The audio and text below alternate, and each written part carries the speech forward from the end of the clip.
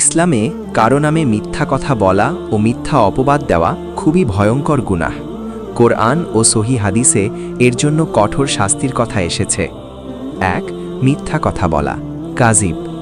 মিথ্যা বলা বড় গুনাহগুলোর একটি। কোরআন, নিশ্চয়ই মিথ্যা রটনাকারীরা সফল কাম হয় না। সূরা নাহাল ১১৬। হাদিস, রাসূল সাল্লাল্লাহু আলাইহি ওয়াসাল্লাম বলেছেন, মিথ্যা মানুষকে পাপের দিকে নিয়ে যায় আর পাপ জাহান্নামের দিকে। বুখারী, মুসলিম। জাহান্নামে মিথ্যাবাদীর শাস্তি কোরআন ও হাদিসের আলোকে। ১. মুখ ও জিহ্বা ছিঁড়ে ফেলা হবে, ভয়াবহ শাস্তি। রাসূল সাল্লাল্লাহু আলাইহি ওয়াসাল্লাম এক স্বপ্নের বর্ণনায় বলেছেন, হাদিস সহিহ বুখারী, আমি দেখলাম এক ব্যক্তির মুখের এক পাশ লোহার হুক দিয়ে ছিঁড়ে ফেলা হচ্ছে, তারপর অন্য পাশ, এভাবে কিয়ামত পর্যন্ত চলতে থাকবে। নবী সাল্লাল্লাহু আলাইহি ওয়াসাল্লামকে বলা হলো, এ ব্যক্তি ছিল মিথ্যাবাদী, যে মিথ্যা কথা বলে তা চারদিকে ছড়িয়ে দিত।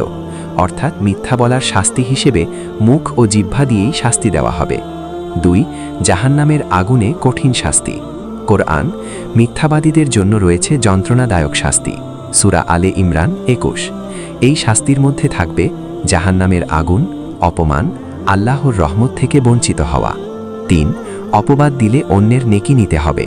হাদিস, মুসলিম। কিয়ামতের দিন জালিমের নেক আমল ভুক্তভোগীকে দিয়ে দেওয়া হবে। নেকি শেষ হয়ে গেলে তার গুনাহ জালিমের ওপর চাপানো হবে। অর্থাৎ নিজের নেকি হারাবে, অন্যের গুনাহ নিজের কাঁধে নিতে হবে, তারপর জাহান্নামে নিক্ষেপ। ৪. আল্লাহ কথা বলবেন না। কোরআন, কিয়ামতের দিন আল্লাহ তাদের সঙ্গে কথা বলবেন না, তাদের পবিত্র করবেন না, আর তাদের জন্য রয়েছে যন্ত্রণাদায়ক শাস্তি। সূরা বাকারা ১৭৪। এটা আল্লাহর সবচেয়ে বড় রাগের নিদর্শন।